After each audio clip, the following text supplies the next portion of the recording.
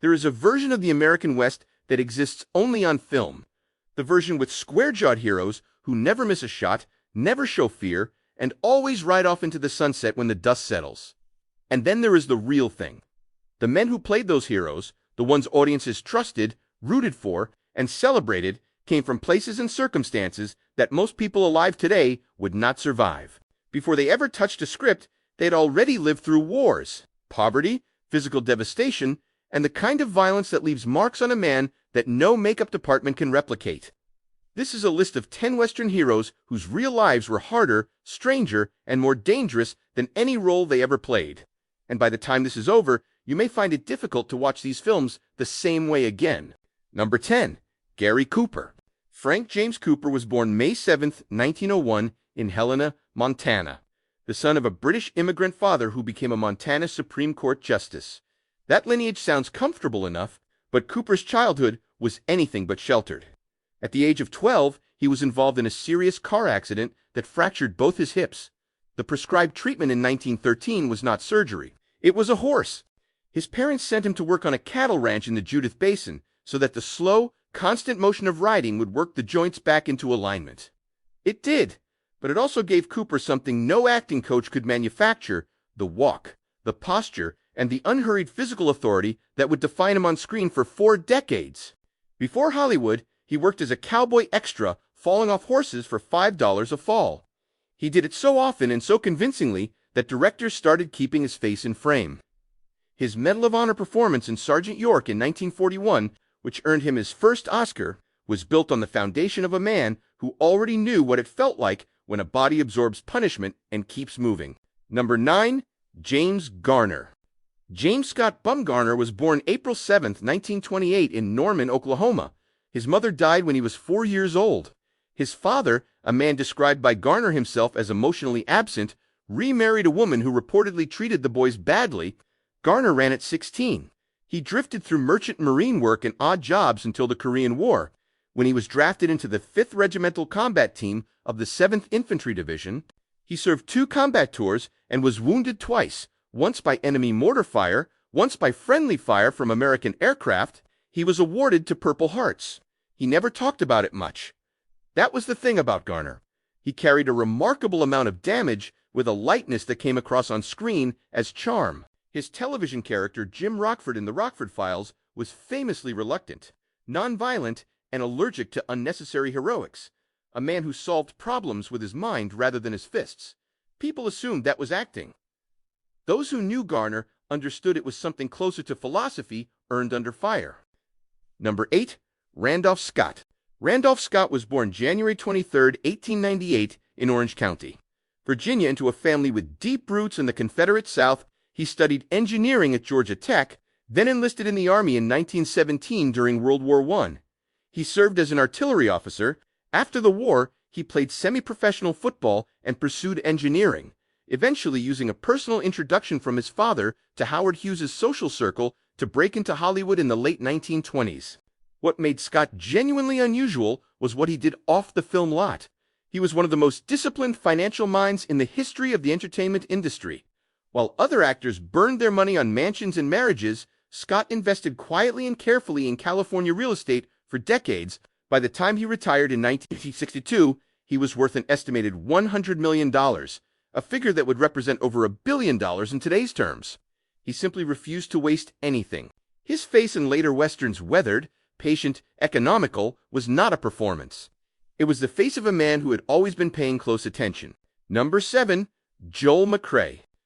Joel Albert McCrea was born November 5, 1905, in South Pasadena, California. He grew up on a ranch in the San Fernando Valley and developed a genuine competence with horses, livestock, and outdoor work that most of his contemporaries were performing with stunt doubles. He attended Pomona College and by the 1930s had become one of Hollywood's reliable leading men. But here is the part of McCrea's story that separates him from the category of actor. He never wanted to be famous. He wanted to be a rancher. While his career was at its peak, he was quietly accumulating land. By the time he stepped away from the industry, he owned approximately 2,500 acres of working ranch land in Camarillo, California, where he raised cattle until his death. He told an interviewer in the 1970s that the ranch was the only thing he had ever done that he was genuinely proud of. He said it without apology. The films were a means. The land was the point. He died in 1990. His ranch is now a state park. Number 6. Henry Fonda. Henry James Fonda was born May 16, 1905, in Grand Island, Nebraska. His trajectory into the film industry was gradual and undramatic. What was not undramatic was what he chose to do in December 1941. Henry Fonda was 37 years old, married, and already a major star when the Japanese attacked Pearl Harbor. He enlisted. He could have waited to be drafted. He could have accepted the ceremonial non-combat roles that the military offered to celebrities for propaganda purposes. He did neither. He enlisted in the United States Navy as an ordinary seaman and eventually earned a commission as a lieutenant junior grade in the destroyer service. He was awarded a Bronze Star for his intelligence work in the Pacific. His daughter Jane would later say that her father's emotional unavailability throughout her childhood was directly connected to whatever he had witnessed during those years. That he came home from the war a man who had sealed something off permanently and never reopened it. The stoic, morally burdened quality of his best performances in Young Mr. Lincoln, in the Oxbow incident, in Once Upon a Time in the West, was not technique, it was residue. Number 5. Steve McQueen. Terrence Stephen McQueen was born March 24, 1930 in Beech Grove, Indiana. His father abandoned the family shortly after his birth. His mother was an alcoholic who cycled in and out of his life. He spent time at the Boys Republic Reform School in Chino, California, at the age of 14, an institution he later credited with saving his life and to which he donated quietly and consistently for the rest of his years. Before acting, he served in the Marine Corps from 1947 to 1950. He was assigned to a tank unit and was one of 6 Marines who rescued troops during a training exercise in the Arctic.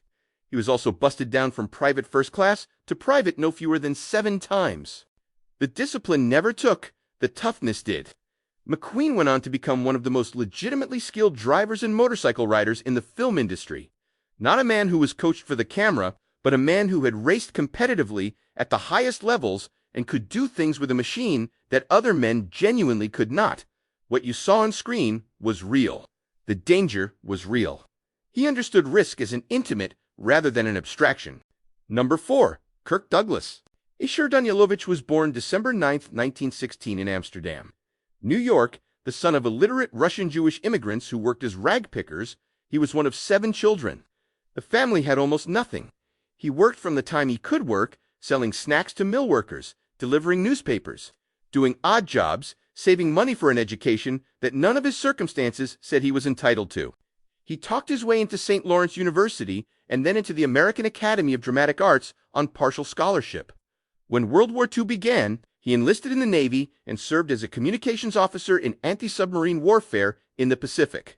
He was medically discharged in 1944 after being wounded by a friendly fire grenade during a training exercise. He nearly died. The physical damage was serious. He recovered, and then he went back to New York with no money and no connections, and he built a career from the beginning. His role in Spartacus in 1960 was not just a film performance, it was also a political act. Douglas publicly broke the Hollywood blacklist by insisting that screenwriter Dalton Trumbo receive on-screen credit at genuine professional risk to himself. He did not have to do it. He did it because he thought it was right. Number 3. Audie Murphy. Audie Leon Murphy was born June 20, 1924, in Kingston, Texas, the 7th of 12 children of a sharecropper father who eventually abandoned the family. When his mother died in 1941, Murphy was 16 years old and suddenly responsible for helping support his younger siblings. He tried to enlist immediately after Pearl Harbor. The Marines rejected him for being underweight. The paratroopers rejected him. The Army accepted him. What followed is a matter of documented military record. Audie Murphy became the most decorated American combat soldier of the entire Second World War. He earned 33 awards, including the Medal of Honor for single-handedly holding off an entire company of German soldiers while wounded, standing on a burning tank destroyer and directing artillery fire by telephone for nearly an hour. When he returned home, his face was on the cover of Life magazine. James Cagney saw it and invited him to Hollywood. Murphy spent the rest of his career playing soldiers and cowboys, frequently expressing discomfort with the heroism he was asked to perform on screen, because he knew what actual violence looked like and he understood that film could not contain it. He suffered from what we now recognize as severe post-traumatic stress. He slept with a loaded pistol under his pillow. He died in a private plane crash in Virginia in 1971. He was 45 years old. Number 2. Clint Eastwood. Clinton Eastwood Jr. was born May 31, 1930, in San Francisco, California, into a family that moved repeatedly during the Depression. Following his father's search for work, he attended multiple schools and described himself as an indifferent student who felt most comfortable outdoors or working with his hands. In 1950, he was drafted into the Army and stationed at Fort Ord in California as a swimming instructor. In 1951, he was aboard a military plane flying from Seattle to California when the aircraft experienced catastrophic mechanical failure over the Pacific Ocean. The plane went down. Eastwood survived by swimming through cold open water to the coast of Point Reyes, a distance of several miles. When asked about it years later, he declined to call it remarkable. His tone suggested that survival was simply what a reasonable person did when the alternative was death. That quality, the refusal to treat danger as anything other than a problem to be solved, is the foundation of every performance he gave across 6 decades. The silences in his characters were real silences. The stillness was practiced. Eastwood has always understood that the most frightening thing a man can be is completely, genuinely calm. Number 1. Jimmy Stewart. James Maitland Stewart was born May 20, 1908, in Indiana, Pennsylvania, the son of a hardware store owner whose family had served in every American war since the Revolution.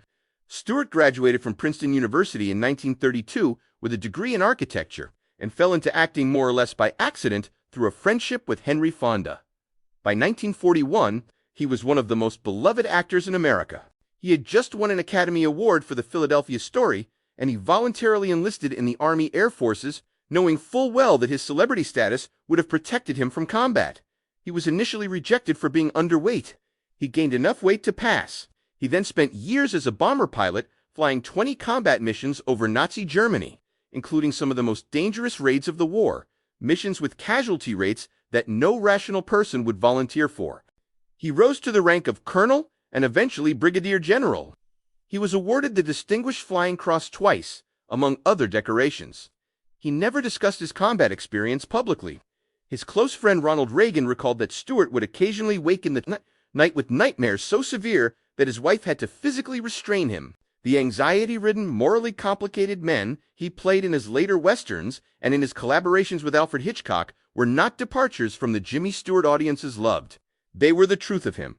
The man who played the idealist had seen too much to remain one, and he never burdened anyone with that.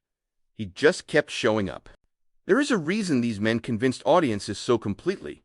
It was not training, though most of them trained seriously. It was not technique, though many of them developed real craft. It was that they had already lived through things that most human beings only encounter in fiction: war, poverty, physical destruction, loss. These were not dramatic references for them. They were the background against which everything else happened.